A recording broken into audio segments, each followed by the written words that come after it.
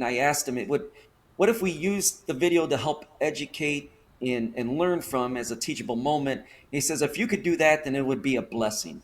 And that's what we're doing at MIBT. So, Tim, again, I applaud you and Bill for the way you articulate and share your comments and the way you deliver this. I think we're all going to have a better understanding on these type of situations, and not only this particular play, but how we choose to in adjudicate situations where it may have an impactful influence on the outcome of a contest, right? And No, that's where we're at. absolutely. And so I'm gonna give Bill the last word on this, but then I'll swing back to Robert just to any more comments or questions that might have. So, Bill, I mean, in the end, like you said before, you don't see the ball on the ground until you get there, and it's not on the ground. You got to rule how you're going to rule. It's one thing when we talk about an upright receiver and the ball's in and out, we want the philosophy to be incomplete pass when it's hit the ground.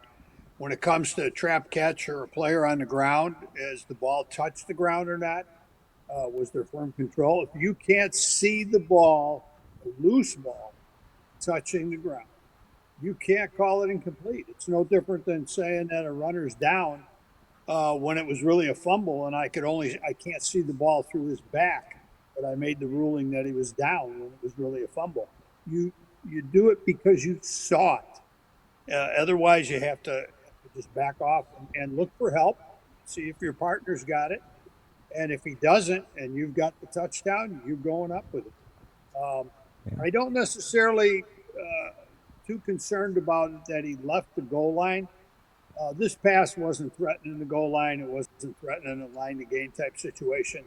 For him to go a little bit deeper in the end zone, you never know what your final angle is going to be.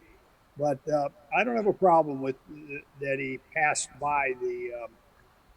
He got there and he stopped, but then he went a yard or two deeper. I don't have too much of a problem with that. Well, looking at it, the only thing I would have liked, and this has just come from experience and whatnot, you never know, is just if a little bit, if he's a little bit to his left, he's looking into this maybe a little bit more, maybe not as straight lined.